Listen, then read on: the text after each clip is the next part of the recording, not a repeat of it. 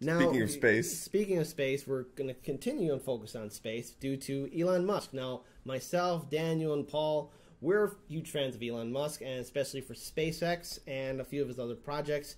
And right now, there is the concept testing for Elon Musk's new Starship. That's a test rocket, and it's designed to basically go to Mars for potential colonization, as well as other, space exploration projects. And this thing looks like it's something from the 1950s, but it's really a complicated Starship test flight program, and it's at the SpaceX facility in South Texas, and basically it's designed to really innovate the next generation of SpaceX rockets. So this is not the official rocket; it is a concept testing, and it is a prototype. So the next one is going to be the one to get the job done. They just want to see if it can work. And look, if we remember past SpaceX, rocket launches, there was the first one where the fuel rockets landed automatically back onto the platforms, and then there was also the infamous rocket that launched the Tesla car into outer space. The Falcon Heavy. Yeah, the Falcon Heavy, and that was reminiscent of an old movie from Heavy Metal. Mm-hmm. I don't know if anyone's ever seen that movie. I'm probably showing how old I am now, but it's something to really look at. But the design of this Starship rocket is intended to be a key component to Elon Musk's plan to basically land on and then possibly one day colonize Mars, because Mars being the closest planet in our system. The plan is for this potential rocket, not this one, but the newer version, to have 100 passengers on it. It's to be blasted into space, and the upcoming Super Heavy rocket, which will make its test flight later this year, is intended to prove whether or not this concept can happen. Now, it's fuel efficient, or according to designs, it's fuel efficient to where it can go for long amounts of time in space travel without running the risk of system failure. So, of course, they got to do a lot of tests before you even launch 100 people into the depths of space towards Mars. And it's... Yeah, it's not a thing you just wing it on. No, you don't wing it on it. But I'm really interested to see how it's going to turn out.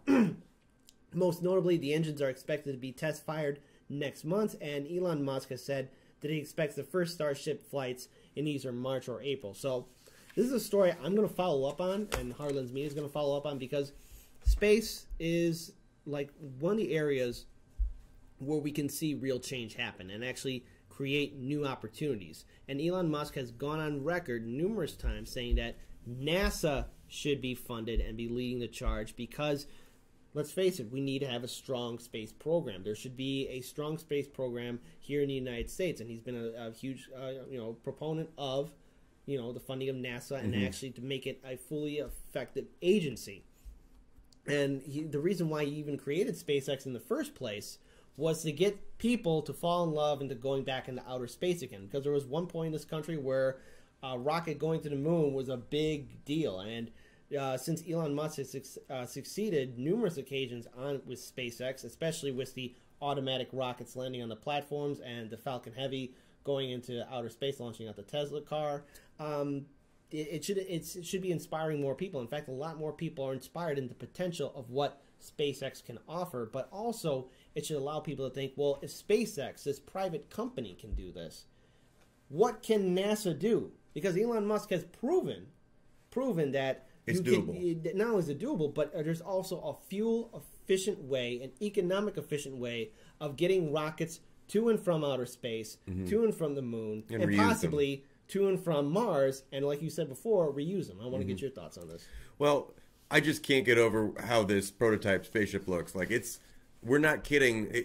Think back to like the original appearance of Superman in like Action Comics. This is that spaceship. What's it?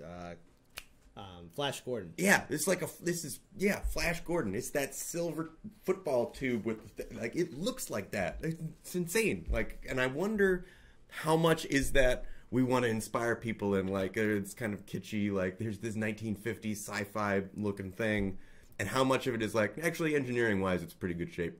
Like, I wonder. I don't know. Like, but it straight up looks like it's out of a comic book from the 50s. Not kidding. Well, seeing it in past live streams on YouTube and other forms of social media for SpaceX, where they're showing their rockets being launched in outer space or prepping to be launched, they have met the expectations. And quite recently, it was the last two. and we can imagine what this one can prove. Now, I do have at least some additional questions, and if this is successful, if the test flights work out, and then not this prototype, but the more advanced version is set and ready, what is potentially needed for a strong rocket ship to basically go to and from Earth and Mars, and to be effectively be reused again and again? Because there's got to be a huge amount of pressure and dangers that you have to go through from that travel from Mars to Earth. I believe it's like a 1.5-year journey, and to mention just going to Mars. Right. So then and then going back, it's like what, 3, maybe 4 years to go to and from Earth. Well, it all depends on when you launch, right? And then the other, all of this ability to re-land a rocket is necessary, right? Because if you're going to bring something to Mars and then launch it back, you either have to let it crash land some sort of way, and then the people that it was carrying there somehow put it back up, or it lands itself in a way that it can immediately relaunch. Yeah. And then it can time that launch to meet the window. The thing I'm curious about is you have to have enough fuel to launch again off of Mars. Now, your exit velocity on Mars doesn't have to be as great as it is on Earth, and certainly you'll have a lot less cargo because you're dropping off those folks, right? They're there to colonize and to terraform. So potentially terraform. I don't know. But have they tested? Have they tested taking off with a heavy load and then landing with enough fuel to then take off again? Right? And I don't know that we can do an accurate test if you're landing and taking off again from Earth, although that would be a harder test than landing and taking off again from Mars.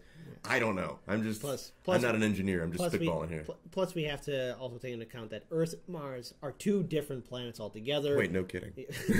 Of course. I mean, granted, there's some similarities here and there, but I mean, for the most part, Mars's gravity is completely different. Its atmosphere is completely different than Earth's.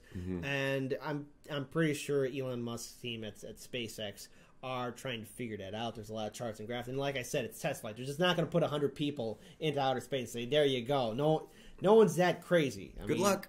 I mean, maybe there's some sort of crazy billionaire out there. It's not Elon Musk. He wants to see this thing work. He wants to inspire people, and I'm looking forward to seeing this test flight. I'm looking forward to seeing the rockets, effectively being used. I want to see how effective its fuel resources will be, and also, what does it mean for the future of humanity now that the idea or the concept that us colonizing another planet or even colonizing the moon itself is now feasible?